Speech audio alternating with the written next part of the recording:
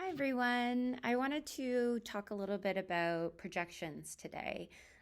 This comes up a lot in the therapy realm, and so I wanted to spend a little time talking about what projections are and how to kind of work with them. So, projections were actually developed by Sigmund Freud, and he did a lot of work on defense mechanisms. So, these are certain modes that we shift into when we feel defensive or uncomfortable, and we shift into modes like denial, rationalizing, justifying, blaming, engaging in projections. We do that in order to avoid changing a certain behavior.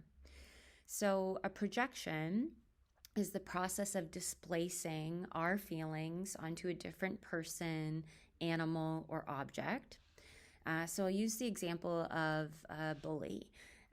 So, if someone is engaging in bullying continuously and maybe ridiculing someone about their insecurities, more oftentimes than not, this bully is actually projecting something that's happening with them.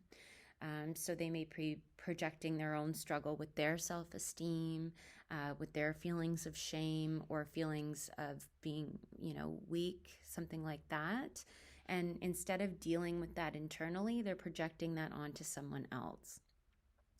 So people tend to project because there's a certain trait or desire that's too difficult to acknowledge. And so a lot of times what we do is we go into avoidance. So it becomes really difficult to deal with these ways that we feel. So they find their way out, and we start to kind of notice them outwards in the world and react to that. So, what causes someone to project is really something that stems from past baggage, oftentimes something that is buried below underneath conscious awareness. And so, individuals may not fully recall these past memories or this past baggage, but it doesn't mean that they're not always present. They're always present with us. So, certain people, certain words, actions, expressions, traits in other people, mannerisms, they can trigger a reaction based on subconscious memories. And this causes old, unpleasant emotions to surface. So, basically, any unresolved past baggage can trigger someone. And if we've not dealt with that issue internally, we project it out into the world. So, a lot of times projections, they preserve our self-esteem. So it's really difficult to tolerate uncomfortable emotions or past experiences. It's easier for us to attack or witness and pick up on wrongdoing in another person. So it's easier to do that than to confront our own behavior. Um, so that's something to keep in mind is when we are projecting, if we can have a moment of awareness and catch like what is really bothering me about this experience. We can more oftentimes acknowledge how we really feel about ourselves and maybe some work that needs to be done. So, the unconscious process that's happening with projections is designed to protect our ego. Now, therapy can really support somebody in identifying and processing projections.